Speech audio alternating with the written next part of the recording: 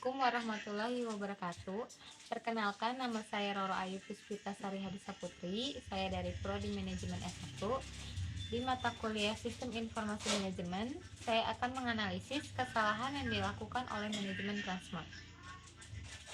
Berita penutupan beberapa gerai retail Transmart baru-baru ini di Indonesia telah menimbulkan kehebohan di kalangan konsumen dan investor.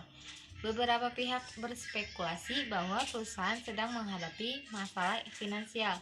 Sementara itu, pihak lain percaya bahwa penutupan adalah langkah strategis untuk mengkonsolidasikan operasional, apapun alasannya.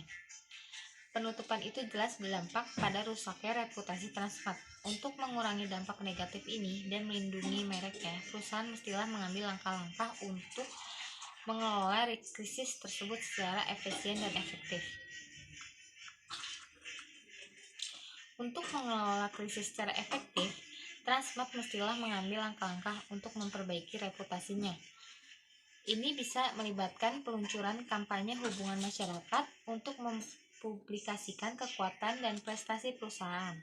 Langkah ini juga sekaligus guna mengimbangi opini publik yang perlahan-lahan mereduksi merek dari Transmart itu sendiri akibat penutupan beberapa gerai retailnya.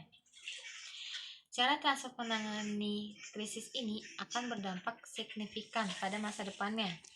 Jika perusahaan mampu mengelola krisis secara efektif, ia dapat muncul lebih kuat dari sebelumnya. Namun, jika perusahaan gagal mengambil langkah-langkah untuk memperbaiki reputasinya, hal itu dapat menyebabkan kerugian yang berkepanjangan. Ada beberapa langkah strategis yang dapat dilakukan oleh manajemen Transmart dalam manajemen krisis. Pertama, transparansi.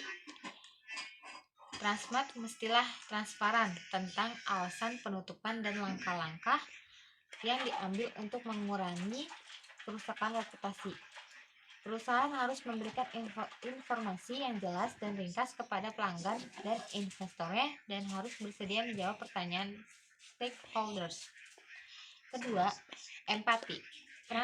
Transmart perlu berempati terhadap kekhawatiran pelanggan dan investornya.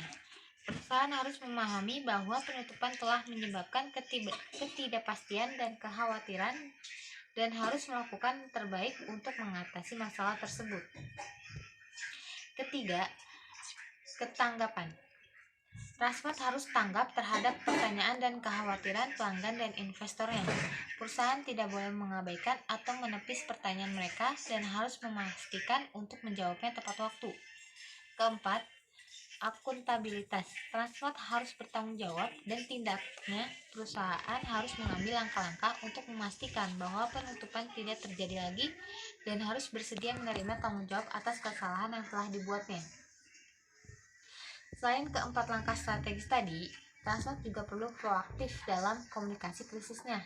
Perusahaan seharusnya tidak menunggu krisis mencapai puncaknya sebelum mulai berkomunikasi dengan para pemangku kepentingannya.